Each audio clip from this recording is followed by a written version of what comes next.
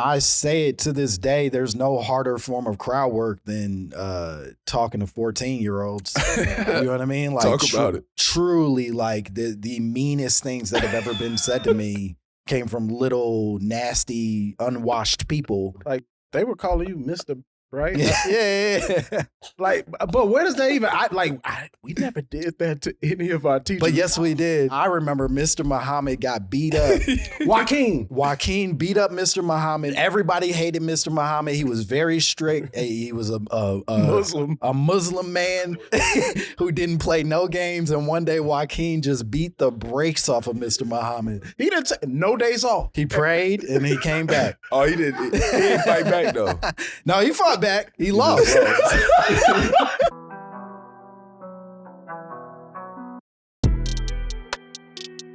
Welcome to Iman Amongst Men. We don't shy away from topics other people are too afraid to talk about. We go all the way there. Now let's get it.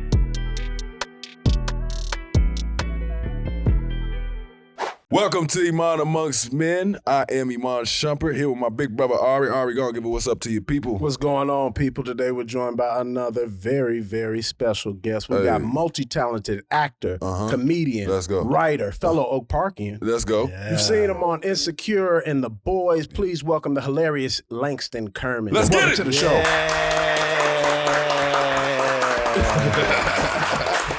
Hell yeah. My boy. Oh, Park, baby. Oh, bro. Look at us. Oh, bro. He said, look at us. We supposed to be middle managers somewhere. Oh, bro.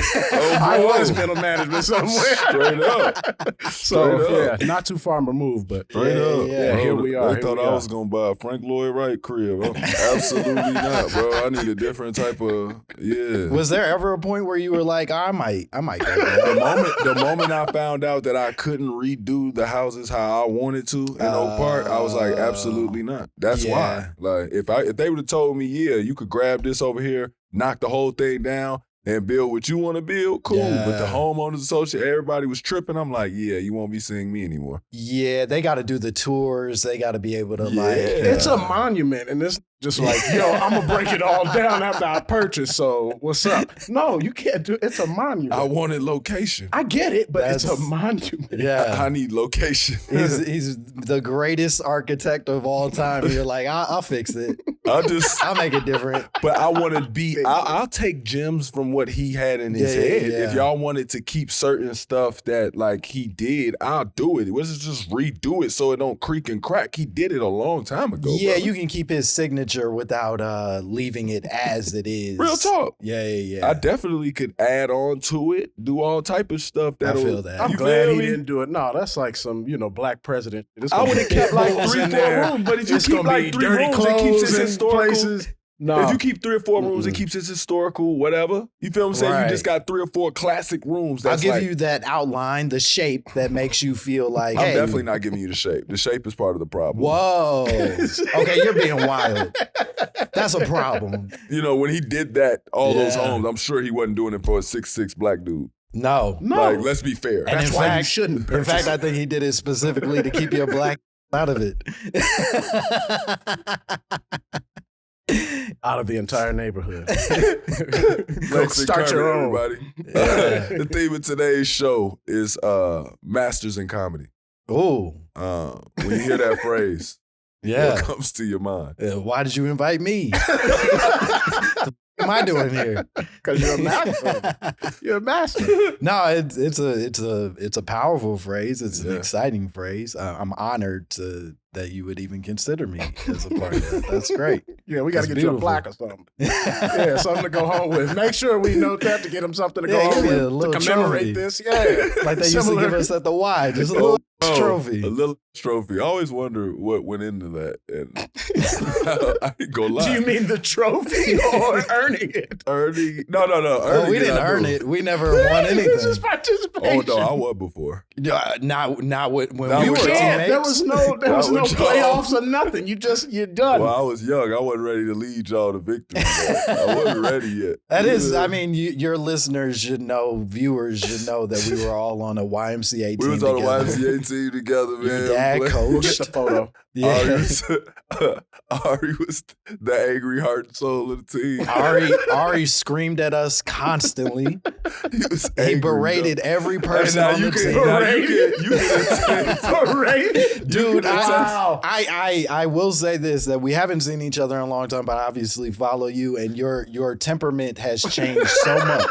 Thank you. Somebody said it, dog. From childhood. So y'all know I haven't been lying to y'all, man. You were not a peaceful young man. You were angry. Oh, you would scream. The first fight I ever got in was with you. And the truth shall set you. This slapped the out of me. All right. Open hand slap. We invited the wrong guest. Man. The truth come out. The back of Whittier Elementary School. Wait, I didn't I gotta fight. Absolutely. Now I gotta fight this. But basketball. We were playing basketball. That's always what he do. Basketball. Can't take a loss. Can't take it. And I'll get my lick back eventually. Can't take it. I'm sorry. I did not know I slapped this man. I have familiar stories. Yeah. Very familiar stories. You going up for a layup, you get smacked in the back of the head. Foul. That's not a foul, bro. There's no way you were going for the ball, bro. Zero chance. You just took me out. And the man explained it to you like it was a hard foul. I think it's beautiful. I know. You've changed. Oh, you talking about the evolution? Yeah, the evolution. Not the smacking. I ain't gonna lie. Yeah, you got a nice redemption story. It's a beautiful evolution. Well, thank you. I appreciate you acknowledging my growth from a young lad, angry lad, temperament, furious. Yeah. I mean, you know what? I'm glad he acknowledged it. Word. I'm glad you told me because I did not know that I slapped you. And I'm sorry. No, I'm sorry. No. I'm genuinely sorry that I slapped you in the back of the school. I mean, I tried to fight back. I kicked you in the stomach. There you go.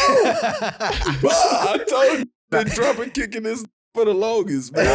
I don't even remember. So I already know. Like, that's my fault. Bro, wow. I think about it every day. You had to fight for your life. I had to fight for my life sometimes before school, bro. Yeah, I promise you, I don't think it was that bad. No, it is. And again, it's fascinating because I remember you all having a much more sort of like hateful relationship. Yeah, tumultuous relationship when we were kids. But now you're best friends, and it's beautiful. Let me just illustrate this. This is really weird getting a guest on here who knows us this well. It's a nasty choice. We've had our father. It's on just this the way show. y'all could never call me a liar. That's why I love this. Like all my information always checks out as. Well, here's what I'll say about you: is you thought you were an NBA player when you were in first grade. You got to have some delusion, and it sucked playing on a team with a first grader who was 4 feet shorter than everybody. It was like, give me the ball. Straight up. Got it. I could do it. But I just wasn't ready to lead us to victory yet. You know what I'm saying? But I totally had the heart to do it. You did. Every day I would go home, I'd be like, that little boy is insane. And it turns out you were right. I was wrong. You could hoop. I was trash. But you, to me, I was like, he's out of his goddamn mind. Yeah. Pass the ball to a first grader for the last shot. Are you sick? Somebody give me a juice box. This boy is stressing me out. The juice box is after. He's sitting there sipping on it now. Healthy competition. Yeah. That's what it was. We talk Chicago. We talk early goings and coming up. How would you say you navigated through school, knowing what you know now that you're doing? How would you say you navigated on that path to get there? Damn. I wasted a lot of time in school for where I am now. You know what I mean? Like, if I would have known that comedy was the ultimate goal and like the option that I was aiming for, it would, I think, I guess I think I would have aimed differently, but I don't know that would have been correct. Like, I think you kind of got to go through what you go through to get where you are, even if it doesn't make sense in the path. You know what I mean? Like, I started writing poetry in high school, and that was the sort of driver for what ultimately got me on stage. And then that turned into, you know, stand up. Yeah. And so like, I think, you know, I had to go read weird poems about my dad in front of strangers to then know like, oh, okay, I think I just want to talk. I don't think I want to, you know what I mean? Open up as much. Yeah, I think we did spoken word. No, for sure. I started doing spoken word. I knew a lot coming into even what I do now, like my ability to talk in front of people. Yeah. But it's damn near nonchalant because I'm like, I've had to remember pressures while doing spoken word. It's a cool tool for like open public speaking and any type of speaking engagement you have, trying to have eye contact with somebody, being able to audible on the fly. Being able to bounce off of somebody that's on your team. Improvise. Yeah, improvise. But it was like I had to learn how to do all those things. And that was pressure to me to remember that and keep the show going for everybody else. Like playing basketball, you didn't have to worry about the crowd at all. It's just like, I'm trying to win. Y'all just here. I do think that I think about, obviously, my basketball career is very different than yours. But I do think that almost is what was challenging for basketball with me was like, I didn't like the idea of tuning out the crowd. You know what I mean? Like if that is part of the skill is to be able to be like, y'all don't exist. It's just me and the pressure in front of me. I was like, man, this I want to, my dad's watching, you know what I mean? Like I want people to see me do well in a way that I think probably is great for comedy and great for sort of public performances, but not necessarily great when it becomes like you need to isolate and live inside of this small little bubble. That's crazy. I never thought about that. I've never heard that perspective. Yeah. Well, I did it, y'all. It low-key explains some people to me that maybe that was their problem. Because I used to be like, dog, what the are you talking about? Like, like I would get into it with people on my team at times because I'm trying to figure out where can your mind be right now. It's everywhere else. Yeah. And I've never heard somebody articulate it like, see how y'all have that ability to block the crowd out? Like you don't even want them there? I want them there. But I bet that's the difference between But I do when I hear the crowd scream, but it's like only on them out-of-body experiences. Like you shot a shot, I caught a tip dunk, it was on somebody, foul and one. Now the crowd comes in because now I could play off the crowd. But I bet that's the difference between like the most elite of like the NBA, of like all of these professions. Yes. Is the people who are legitimately like, yo, you don't exist until I want you to exist. Yes. And the people who are like, I have all the skills, all my, like I can one-on-one, I can play you the way I play you. But when it comes down to being able to lock in, when that pressure exists, I can't block it out. Right. I'm not going to be that guy. You know what I mean? Like, I just can't. How'd you know you wanted to be a comedian though? Funny guy. What was the moment, funny guy? I used to host the poetry slams in college, right? At like, it was basically like the university poetry slams weekly. I was the host. And you figured out you was funny. I realized that halfway in between every poem that I was like, man, if I go up there and say this, that'll get because this person's talking about their girl broke up with them, whoever. And if I go up and I make fun of that, then the crowd will laugh and then I can bring up the next person. Without the room feeling down. I could keep resetting the room if I just talk a little in between every poem. And then after a while, I liked it so much that I stopped even wanting to read my own poems. I just wanted to do the hosting. I didn't immediately know that to be stand-up, but I did. It was the recession when I graduated, like 2009. Yeah. And so I went back home. I'm living in my mom's basement. I'm working at Oak Park for Mr. Khan, like trying to, piece it together, figure out what I'm going to do. And it's like, I'm going to go try something that I followed the rules. I went to school. I got good grades. I did all the things and none of it worked. I live with my mom, which I told her I would never do again. Right. So I'm going to go try something completely left field of that, which was stand-up. Did somebody like bring you or steer you towards it? Or you was just like, man, the next open mic, I found an open mic at Doc Ryan's in Forest Park. Doc Ryan's? Doc Ryan's! That's crazy. That was the first one? That was the first one. I went up there and yeah, I did 5 minutes and bombed hard.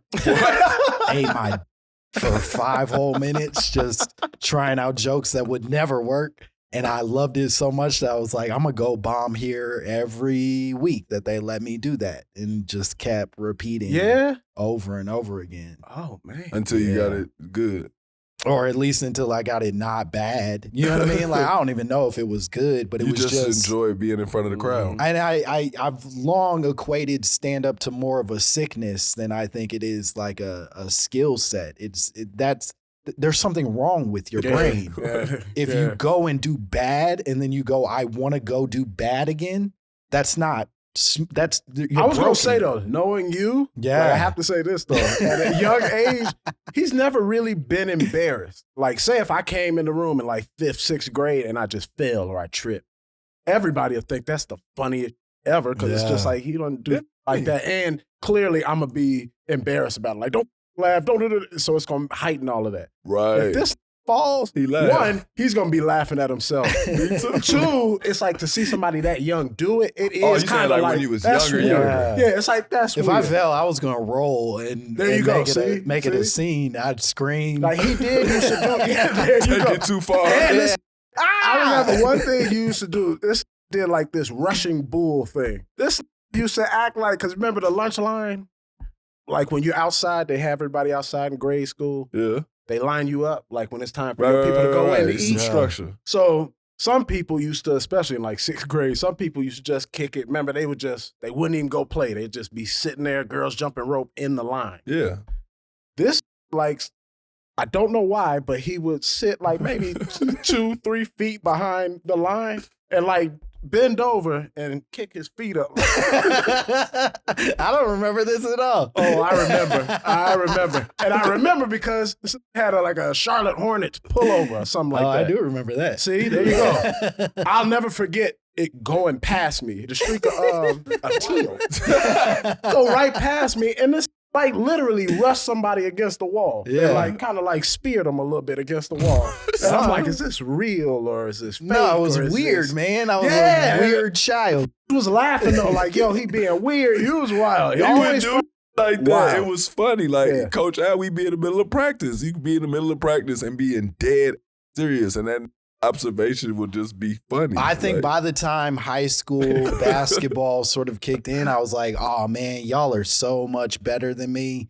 I'm not about to make anybody's league, but I can be the funniest dude on this team. I realized I had more fun just kind of being in camaraderie with everybody than like being the star of like a team. Right. And I think that's probably you gotta have that want to be that guy if you're really gonna make it to the next level of everything. Do you find yourself dealing with production in that way in a team format where you're just like, yo, I need important pieces of my show? I think it's everything, right? Yeah. Like with every project I've ever been blessed enough to work on, it doesn't exist unless we all are like putting that thing together in unison. Like even this is beautiful. Y'all are great hosts. But like without this production, great team. It does to himself though. He like got a great team. Without what I'm bringing to the table tonight, no, it can't exist without sort of like the everybody working in unison. And I think it is a hard thing to balance of being like, no, I want the attention and I want to be front facing and I really want to be the star of things, but I also have to figure out a way to make sure that my team is sort of like encouraged and bonded in that effort to make me successful, front facing, whatever. Straight up. Yeah. I would say I've been on a lot of different teams in a lot of different ways. Yeah. And like the cool thing is I've been the star of a team. I've been put into a role player role. Yeah. I've been somebody that you don't see that's behind the scenes doing some stuff. Like, you've got to learn how to play different roles to just be able to function in this world, period. Yeah. I think it's all skills that when we're younger, we don't realize playing on your T-ball team and just learning we're this team, the competition is the other team, but we want to play clean, we want to play fair. Those simple rules can be applied to life. Yeah. You know what I'm saying? Like, we're all competing at this job, but we're going to keep it competition. Keep it about the game, and at the end, if you lose, you have a good Damn, why can't I think of the word? Like you had a good time. You bonded. No. What's the word? Good sportsmanship. Oh yeah, good sportsmanship. Yeah, that's true. My sportsmanship was terrible. Hey man, which comedians inspired you at a young age or as a young development? I started watching comedy like ComicView when I was a kid. Yes, sir. Like I would watch ComicView and then I'd stay up and watch BET Uncut. Of course. they flowed right into each other. Yeah, that was great. It was a great transition. It was a perfect transition. Before bed. And what a shame. Right, now I can go to sleep. Them for cutting that off. What a shame that little boys can't laugh and then beat off anymore the way we used to. Hey, so far.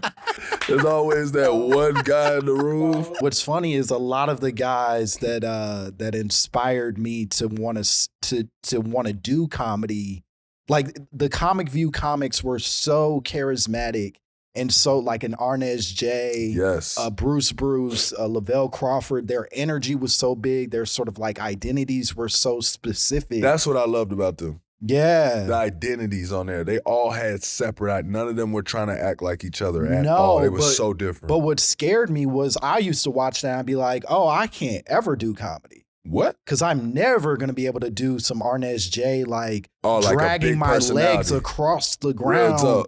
You know what I mean? Like it was so big. For those of you who don't know, Arnez J loves to, but he loves making fun of the handicap. Well, he has a brother. Yeah. He has a handicapped brother. And he said his brother is not off limits. And he go at everybody. I get it, but it's just like, man, like some of the you can tell his brother think it's funny. Man, he do it because his brother think it's funny. Like this for you and all of that. It's just like, man, you don't let it go. He funny as hell. Go on. But no, I used to watch those guys and think like, all right, well, they're the greatest, and I don't think I'm ever going to be able to do this. And it wasn't until I started to be able to see like other forms of comedy, like a Mike Birbiglia, a Tosh, a Chappelle.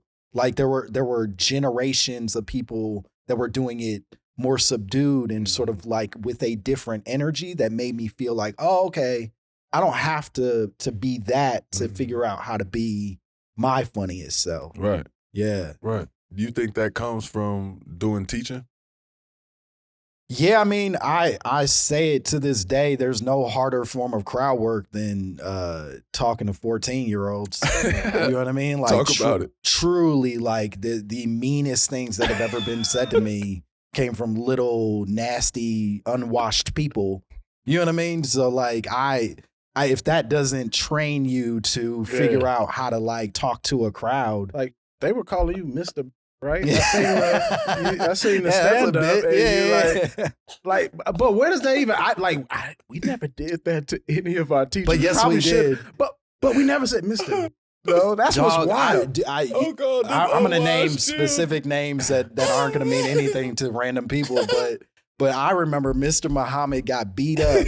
Joaquin beat up Mr. Muhammad. Everybody hated Mr. Muhammad. He was very strict. He was a Muslim man who didn't play no games. And one day Joaquin just beat the brakes off of Mr. Muhammad. Like that. But the fact that he came back and kept teaching was wild. Like he had the mark on his face and everything. Well, was like still the next teaching. day? Oh yeah, he didn't take no days off. He prayed and he came back. Oh, he didn't. He didn't fight back though. No, he fought back. He lost. He fought with all his heart. He lost that fight.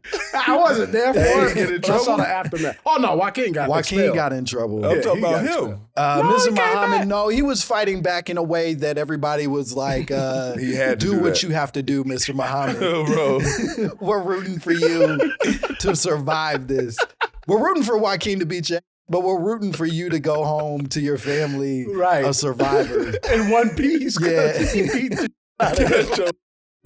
Yeah, that's not funny though. It's not this. We don't condone. It was pretty funny at the time. So does master's degree in poetry help in comedy? Oh, financially, no. That's the only way we mean. I think what poetry did, and even the master specifically did, was teach me to write concisely, to write specifically about my journey or things that I'm interested in, like make a personal story the priority and then learn how to slim that down to like the most essential words possible, as opposed to like some long-winded that kind of like loses air or isn't quite what it's supposed to be. And so that's something that I think I've tried to apply with scripts. That's something I've applied with stand-up.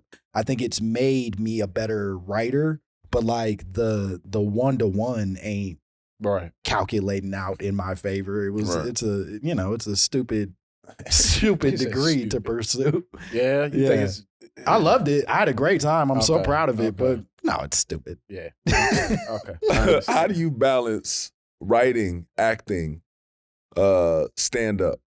And then what's your favorite out of the three? The balance, I think, is the exciting part because they all can feed the same need, right? That like when stand up ain't, like I just shot my hour that, you know, we're going to have on Netflix and that's like that material is done. Stop button. And yeah, all right, yeah, there we go. And that's like, oh, okay, I'm done with that material, which means I got to start fresh, which means I ain't got.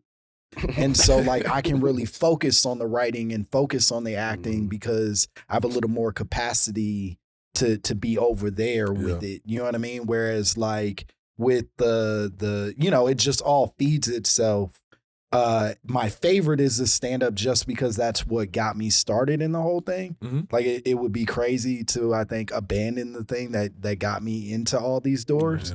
But I love them all. I want to be able to balance all three at all times. Like the goal, and I got to do it a few times, but like the goal is to be able to write the show that I act in and, you know, be sort of like producing the words that then I get to go say, copy, and then go talk at night. That's the so you like dream. Both sides of the camera and having to be, you know, the freedom to be able to be funny while doing it. Yeah, I mean, I'm still an egomaniac, so I want to be writing for me, but like the goal 100% is like write funny jokes, then go say funny jokes or be funny performing. How is writing stand-up different from writing for film and TV? I mean, I think gear shifts. The responsibility changes, right? So like when I am writing for a show, my responsibility, and it sort of goes back to the team conversation we were having before. My responsibility isn't to one character.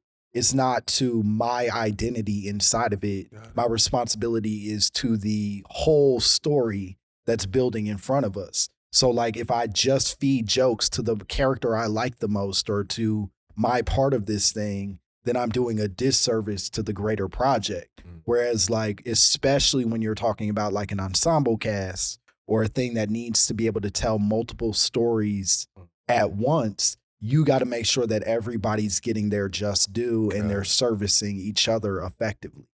So, you know, it's just sort of like the gear shift, I think, becomes much more of a teamwork thing than it is like stand up. I don't have a team. There is no partnership inside of this. And like, even when, you know, you go to a club and people heckle, I'm going to say the most vile sort of like offensive thing that I need to say to be able to make sure that number one doesn't happen again, but also that everybody in this room sort of like number one or number two has fun, but number three knows like, I got this. You know what I mean? Like, and I got the mic. Ain't gonna be no more of that behavior. You know what I mean? Like, let me get you up out the way. Yeah, let's make this clear real quick. I.e. him. Yeah. So just so you know, that's how I behave. Yeah, bro. Okay. That's where I go. Yeah. My brain is broken. Don't with me. Bro. He said that on stage. What's the worst thing you've said to somebody on stage for getting heckled? Oh, I don't want to. Go ahead. You can curse. It's not the cursing that I worry about. It's more just there are times where the unfortunate thing with stand-up is that like everybody thinks they can do this. And they think they can cross the line with you because you're a comic. Everybody thinks they're funny. Everybody thinks they can cross a line. And so it becomes a weird game of figuring out balance for what I can say to them that still is going to make me likable enough that I can return to the I want to talk about. Right. Because the truth is I am built in a way where I will say something to you that'll make me extremely unlikable very fast. And if I go there, then I've lost the room. You know what I mean? Like I gotta keep my job, and I gotta keep my job. I gotta make it so that those 2 drinks you just bought still feel good in your body. I don't want it to even though I shot you down, I need you to still laugh with me. Yeah, and that's the goal. God, that's really. a gift, and to finish the set too. Real talk. Yeah, I need to be able to like I take never that. thought of that. Y'all got a lot of pressure on y'all to. Do you still want that fan, or you don't care if you just like get him up out of here? He leaves, but the crowd loves you. You're like, if you've yelled out at a show, I never wanted you in the first place, but I also can't afford to lose you. And that's the hard game. Is like when we leave here, I'm never gonna speak to you again, whatever. But while I'm here, I gotta keep you in the room, because if it changes, then suddenly the room shifts. I was in Vermont one time. I was doing some bit where I talk about police killing. And why you just gloss over it? It's a huge topic. But it was like a bit. It's a silly. It sounds sillier than it was. But there was a former police officer in the club, Vermont. It's an all-white room, and he took offense, and his wife took offense, and they were yelled out and had these giant reactions. And I talked my shit and made it laugh and made the room laugh and all that. But then they left. Like they got up and they stormed out, and it did suck energy out of the room. Like that does take something out of sort of like the room, because they go, well, now I'm worried about them. Now I'm wondering what their reaction is going to be beyond this moment. Real talk. Are they going to come after him on some? So now they're going to come back up lost in their here. attention. Yeah. Now they're distracted. Even if they're not on their side, they're distracted from the greater goal, which is being completely locked into what I'm talking about. Right. And that requires a different skill to reset the room. You know what I mean? To get them back and be like, hey, y'all, we all see this. That's crazy, right? Come back home where things are safe. And So you usually acknowledge that they left. yeah, you got to acknowledge everything. You can't really, that's the hardest thing with our job is you can't run from anything. Like it is truly like the most like it's the only part of my life where I'm like truly a thug, where I'm like ain't nothing nobody could say to me while I have a microphone and a stage that I will not respond to in some form or another. Right. And it'd be funny. And gotta make it funny. Oh, it's gonna be funny. Yeah. Just some anger mixed in with that. Yeah, probably. What's the most challenging acting role? The Boys was hard. It's fire. It was hilarious. Yeah, thank you. It was hard in part because they made me work out a ton. Like I really had to like try to get in shape to sit on a couch in a super suit. I didn't even do nothing. But they wanted me to look a certain part kind of thing. But then I think that the tone of that show is very specific in that it is a comedy of sorts, but it also has like a lot of serious, real energy. And so it's sort of playing this middle ground of being like, not so funny that you're like stealing a scene or making it big. You're just kind of a little odd. And that little odd is a hard line to toe versus like a big energy guy is like a lot more sort of like, oh, I know what that is. I know how to aim for that. But like just a weirdo is that's tough. Yeah, it's tough. Really? And you were weird. To make it concise. Yeah. What was your weird attribute if you had to describe it to the podcast? So I played a character called Eagle the Archer who had to basically introduce a form of almost Scientology to one of the main characters of the show, but in a very subtle, he didn't just sell him on it. He was just like trying to get him into a church to help get his life together and offering him a ton of fresca in the process. It's just a weird guy. Every time I got upset, he gave him some soda. Like, what the is this? Who are your favorite actors that you got to share the screen with? Oh, Pam Grier played my mom on this show, Bless This Mess, that one of your producers said was his favorite show of all time. Dan the Man. Which is one of the craziest things that anybody's ever said to me. It's a great show. I'm very happy to have been a part of an amazing ensemble of people. It's nobody's favorite show. Shame on you, Dan. You should be a goddamn ashamed of yourself. It's nobody's favorite show. It's like being like, what's your favorite food? Applesauce. Weird. But Pam Grier played my mom on that show, and that was pretty cool. She's phenomenal. She's great. Yeah. Listen here, man. Leave it alone. Yeah, Pam Grier is great. That whole cast was nuts. It was just a row of killers all the way top to bottom. Pam was on set with me and I was just about to say. too. Yeah. She's lovely. Yeah. Does it She's feel lovely. Are you fully like, I am an actor? Like, where are you in the process of like embracing that? I won't feel that way until actually two of the opportunities now have come straight from Lena Waithe. And Lena is big on challenging somebody, but also giving you the opportunity to grow. Yeah. She has the acting coaches available to us on her set. Even afterwards, the times that I've, just gotten to touch base with her. Yeah. The encouragement of, if you need an acting coach, you need to come over here with us, do stuff with us, like whatever you need. Right. But if at any time doing a project, she needs to grab me or somebody mentions something, she feels comfortable knowing that you're doing the work. Yeah. So I think that I've just gotten to grow a lot doing those moments on sets with her, being around like a Pam Grier. You try and get your moment where you just get to talk to him, get the opportunity. Yeah. I think I've had the moment doing The Shy Now with my mama. Go ahead. Is her name Lynn Whitfield? Whitfield. Lynn Whitfield. Wow. Yeah, that's a moment for sure. But it's like you sit there and I'm like seeing them, like we doing a scene and then I'm like seeing her in the old movies, Thin Line. Yeah. I'm sitting there seeing like, you know what I'm saying? I'm looking like, damn, that's crazy. And then I'm doing some scenes and Lynn coming up and she'll like give the scene one way and then they'll be like, cut. She'll be like, you doing so well, woo, woo. And then on the next one, she coming in, she done snatched my hat off. I'm like, oh. Like, you feel me? But my emotions will go off. Like, she'll make your emotions switch because she like, now you done did the scene 3-4 times, so now I'm going to try you, like, and see what the scene, worked.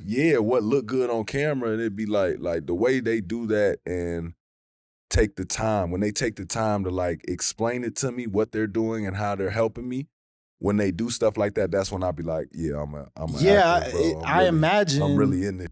I imagine it's got to be a similar feeling with like playing ball where like we grew up watching so many of the people that ended up being people who you played against were your teammates.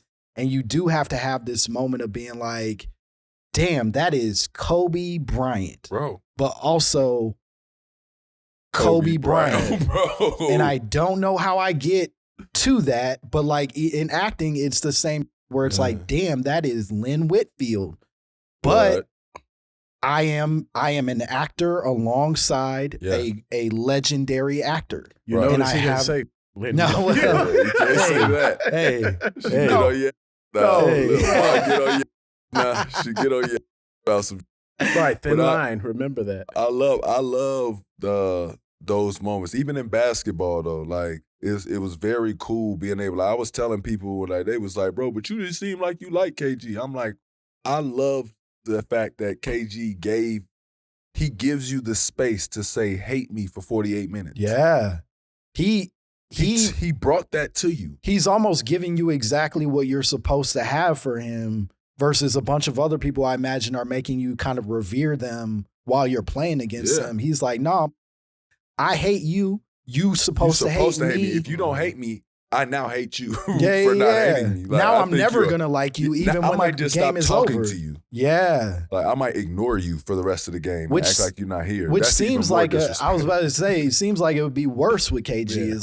Bro, like you would want him to talk to you casually because if he's not, he probably just doesn't respect you at all. That would break my heart. Like, for real. Like, the that he was saying to me, like, I was revved up. I called a tech for it. But I'm like, this man is inspiring me to play really well right now. Like, I'm balling, bro. I'm like, Rondo, these talking, like Ray Allen, barely talking to you, barely acknowledging you, and then doing little, like hitting the three in the corner and then tapping you on the leg while you running, or, you know what I'm saying? Right. Or he'll say something like, you just got to keep your hand up.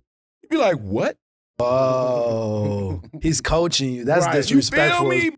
But he really like focused on the game. Like, he really is. But he like, no, I like you, kid. Like, just keep your hand up. You didn't have your hand up.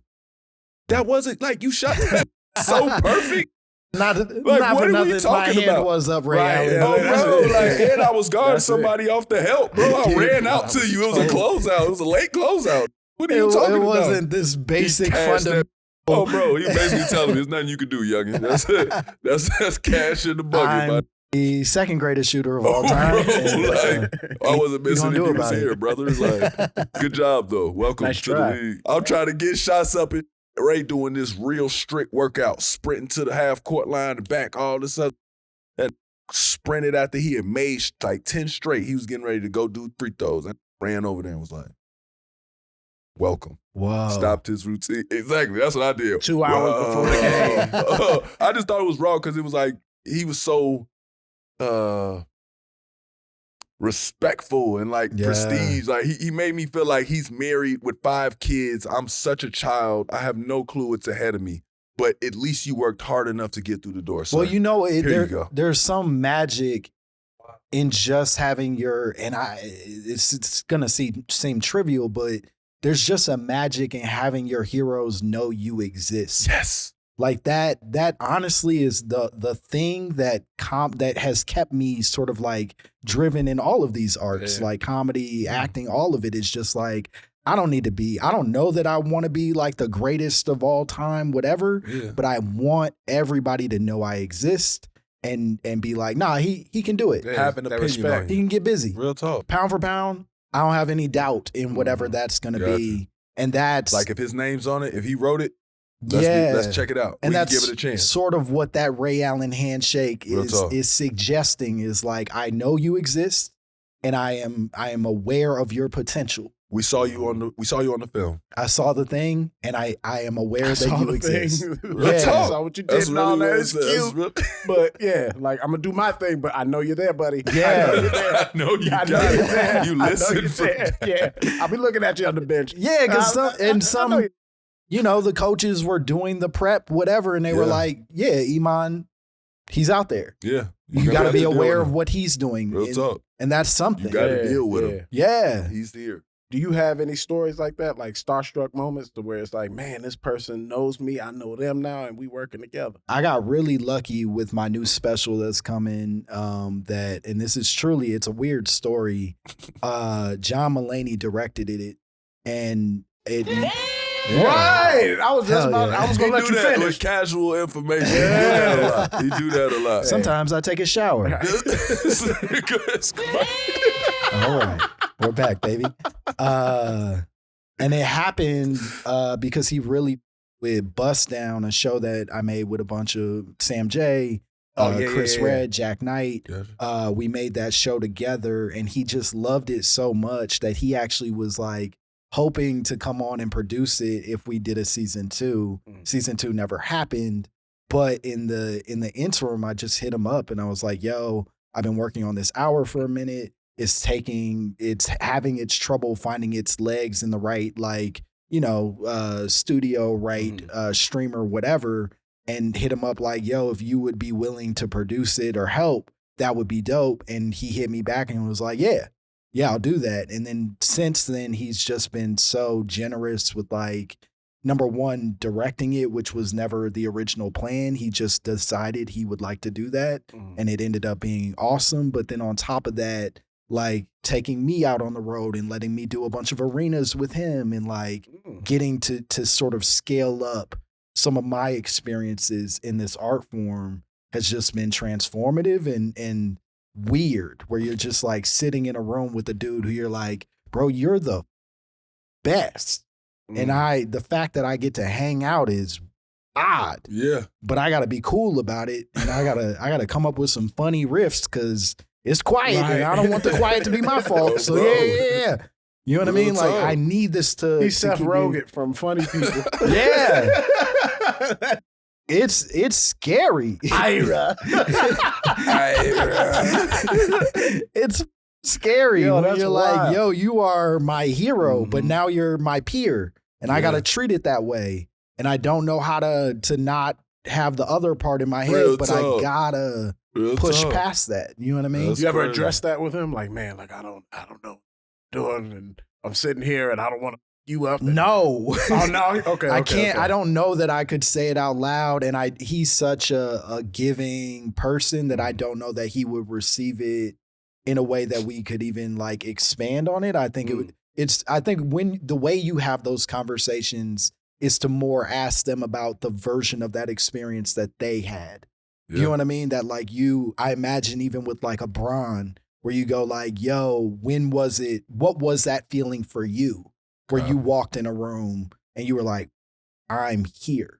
Word. I'm present amongst all the people that sort of formed the thing for me. Yeah, I didn't see how he walked into that and did that, and you thought about it like that. When I saw Jason Kidd, I went right for it. I said, bro, I used to have you on my wall. I said, hey, G, like, that was my guy. Yeah. I was like, yo, I had your shoes, like, I'm like, gee, like you. Was that your favorite player growing up? Yes. Mine too. I was like, bro, you really you did the fake behind the back. I always wonder how you had, like, the sweat ain't just make the ball come out. Like, how did you? I'm like, you got big hands. Like, I swear to God.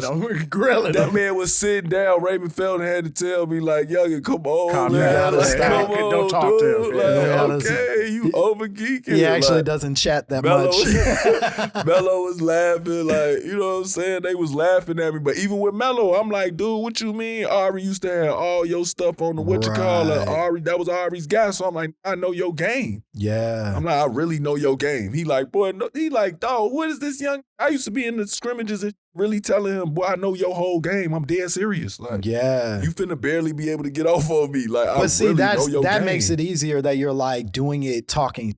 So no, I talked to Mello. I did not talk no. I ain't gonna lie. I'm gonna get it out. But he's saying in the sense of like, pause. Like, no homo. I was over riding when I met J-Kid. It was over. Like, it was way too much. Yeah. It was aggressive. It was a lot. It was in his face. I didn't even pay attention. Like, now that I'm replaying it, that man was sitting in the locker room, like, finna get dressed for the workout. Like, he damn near finna put on his sock. There are times where I wish I would have. You know what I mean? Like, I wish I would have rode some. You do look back at these moments and you go, damn, like, I wish I would have said the thing all the way that I meant to say. Talk. He's another one. Like, when I met Kobe, it's like the presence is there. Like, you met Jordan, there's the presence. Bron, the presence. Like, when Bron was remember when I went to his camp, when Bron was putting his hands on shoulders, was looking like, damn, you really this big. Like, you really.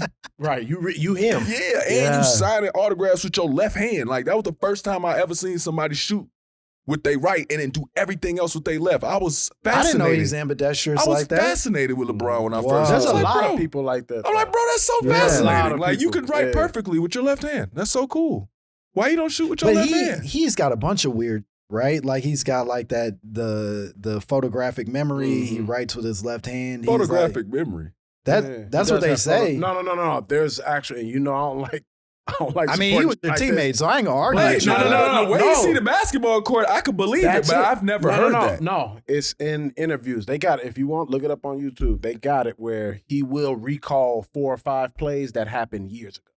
But he'll recall them though perfectly, like to the timestamp. But I'm saying photographic memory, I should be able to show you a photo. No. And then you could tell me what's in that photo. My guess is that I'm saying I think his superpower works for basketball. They don't mean it like that. I think but usually when you say somebody, the term isn't literal. Like, it doesn't have anything to do with an actual picture. I think it applies to the things that are your greatest skill. I'm just saying, if you hold up a Picasso painting, can that tell you exactly how it That's the after. thing, though. No. That's the thing, though. It's like things have happened, and it's almost like we have video of it, but he can recall it perfectly to match the video. Copy. I get what You you're know what I'm saying? And I And he also can do it think- to the timestamp. Yeah. So it's I like- think he's one of them No, he dudes. definitely been one of them guys. Like X4 was right here. Yeah. X4, he faked, which made him go back. That's why the tag man was there. They swung it around the back. He should have been the back and been at the wing. He stayed in the corner. That was a turnover. We go down 3 on the other side. So you sound like you know They called exactly the what we're timeout. talking about. Yeah, I there get we it. go. I know Yeah. verbatim, but that's because they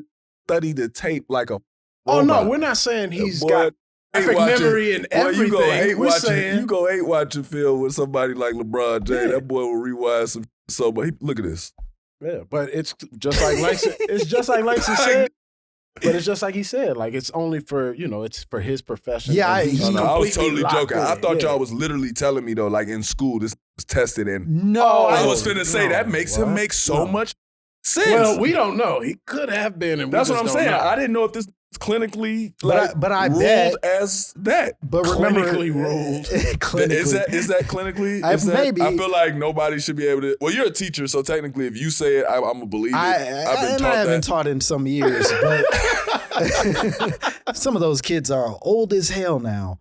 But I bet that like if he would apply that energy to other, he probably would have that ability. I could totally dig that. But I don't think that he's ever had a reason to apply it to we anything. should test him. Let's get Brian on when we do get Brian on here, bro. Let's test Have a this memory man. game? Yes, Yeah. we're gonna have the. You should memory bring game. in a legit doctor to like test him on some. No, the doctor. Okay, fair I'll enough. be the doctor. Yeah. I think I got. That's it. not fair. don't put on for this. That's not fair enough. I mean, he's a teacher. I'm a doctor. Believe what you want to believe. What color are my eyes, LeBron James? Oh, bro. What the does that mean, Kobe Bryant?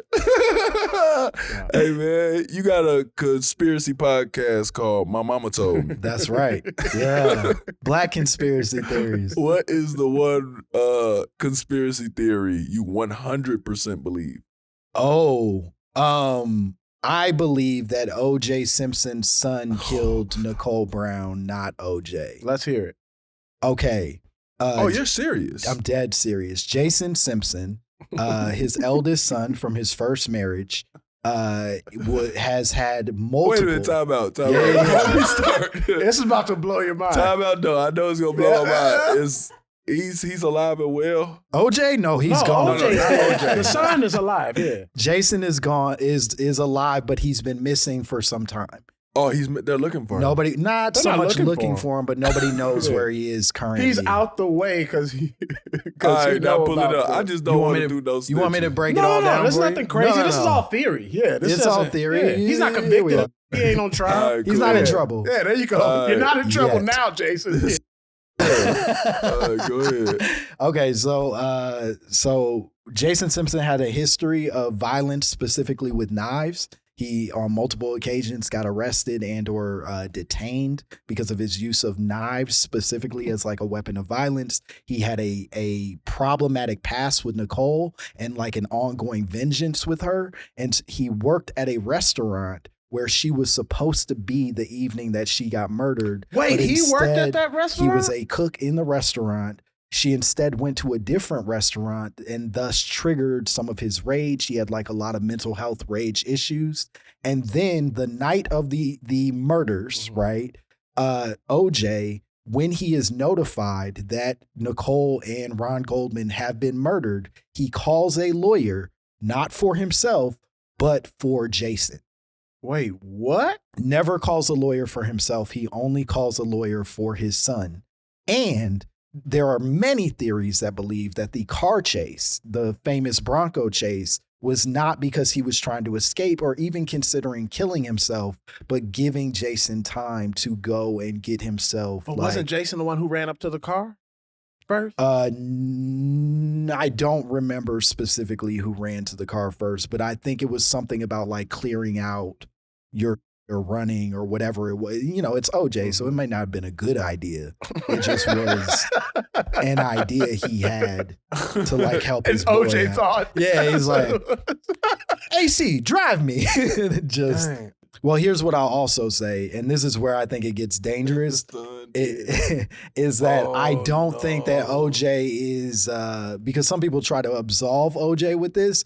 I don't think OJ was like chilling and then this happened. I think OJ probably was like a part of it somehow. He just didn't do the whole like. You have opened a whole new can of worms here. Bro, I have never heard that information that I've ever heard. Yeah. I'm gonna check up on it. Yeah, do the reading. But do the hey man, fact check. My mama told me go check it out, man. Yeah, please. We do this every week. Me and my friend David Borey. We what's the worst conspiracy theory you've ever heard? Oh, there's. I mean, I've heard some really awful ones, but there's a theory that that Michael Jackson is the love child of Smokey Robinson and Diana Ross. That like during the Motown days, they had Michael Jackson and then dropped the baby off in Gary, Indiana to be raised.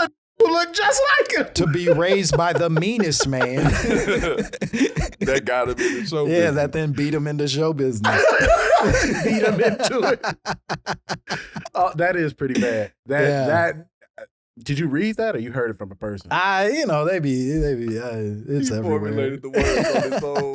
He formulated the words on his own. Is this something you believe? I don't believe that. No, I'm saying you believed it and then you were just like, let me. No, yeah. The weird thing with conspiracy theories is that they have this dangerous way of being word of mouth and sort of a game of telephone on the internet, especially where it just sort of snowballs into like, all right, yeah, Diana Ross and Michael Jackson are related somehow, and Smokey Robinson was there. It's just like all nonsense. But it becomes so entertaining to a point where it's just like, man, am I relishing in a tragedy or something really bad that happened, or am I getting to the bottom? Well, that is what we try to focus on the podcast is like, it's less of like, do I believe this or do I not believe this? And it's more about down the rabbit hole. How did we get here? Like, what is the pleasure? It's meant to be fun because it is fun. It's like, how did that silly thing happen to be something that millions of people believe?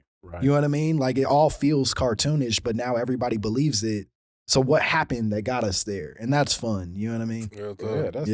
And hilarious too. Yeah. Hilarious because that's why. We like to ask all our guests, what are you working on improving right now about yourself? What are we talking? Emotionally, socio? Whatever you want. Yeah, whatever you're working the hardest on. I'm really excited about this special. It comes out August 20th. It's on Netflix. John Mulaney directed it. It's called Bad Poetry. Bad Poetry. I'm really proud of it. And I just stopped. We just finished Everybody's in LA. That was a really fun show. I got to write on and do some on Netflix as well. And I got a new baby coming in 2 weeks. Oh yeah, man, congratulations. Yeah, so I'm excited about that. That's going to be cool. Yeah, thanks, y'all. Yeah, bro. Yeah, hold on that, man. Yeah. You did the baby reveal? Did you like dunk a balloon? And No. Did you start a wildfire? I don't want to do any gender reveals or anything, but we're having a boy and I thought it was a girl. No, I have a girl. Yeah. And now I'm gonna have a little boy. Girl, dad. Now you got a son. Now you can just chill for real. No, because I'm never making a baby again. I'm done. That's usually what. That's what everybody say before the next one. There we go. Yeah. I ain't trying no more. You ain't got to try. Just get excited. You ain't got to try. Are you excited about the boy? I am. Yeah. I admittedly I wanted another girl. Why that? Because I think, and you have two girls, right? I know how they work, or at least at this stage know how they work. And I was like, yo, this worked the first time.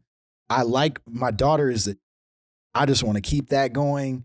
A boy is a brand new bag. I don't want to get pissed on. It's a lot. Yeah. Oh yeah, you're gonna get pissed. And it's a trait. It's just that's the thing. It's a new learning that I didn't want to have to necessarily do, but it's not at all a pessimism about a boy. It was just like, oh, I'd love to just keep rolling with what I got. You know what I mean? I've always wanted the boy because I felt like raising a girl is tough.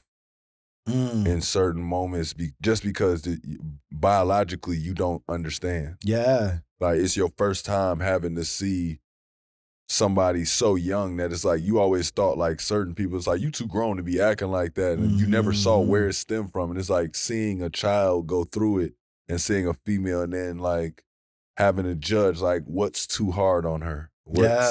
What is stuff that it's like I'm a dude or I'm a grown up. Yeah. You know what I'm saying? Like I have to know the line on the two. And I've seen like sons with their dads, and I've seen how easy it is to be like, hey, I don't give about that line that we put. I don't give about that. Shut up. No, it's a shorthand that with a man, a young man that he could take it. Yeah, you're just gonna naturally have. So I'm optimistic about all of that. But on the trade-off, it's like, don't piss on me. Yeah. Don't pee on me. Real talk. That's something I felt my entire life. And clean up your room. You say that's something I felt my entire life. Don't pee on me. I've been very passionate about that this whole time. Don't spit on me either. Please do not. Don't spit on me. Don't pee on me. Do not. Real talk. If you what normal it don't matter. Thought it was funny. Any circumstances. Let the people know where they can follow you at, man. Keep doing your shouts out. Follow me at Langston Kerman on all the platforms. And yeah, keep listening to my mama keep told it simple me. like a grown man. Well, ain't nobody else got this stupid name, so I always thought it was Kermit, by the way. Yeah, it's been a problem for me for some time. As always, man, thank you for rocking with us on Iman Amongst Men. I'm Iman Shumpert. And I'm Ahrii Shumpert. Thanks to our guest, Langston Kerman. Yeah. I need y'all to make sure you go rate 5 stars, review and subscribe wherever you listen to your podcast. And to view the full video episodes, you're going to head over to YouTube, search Iman Amongst Men, and click subscribe. And until next time, y'all, we are gone. Gone.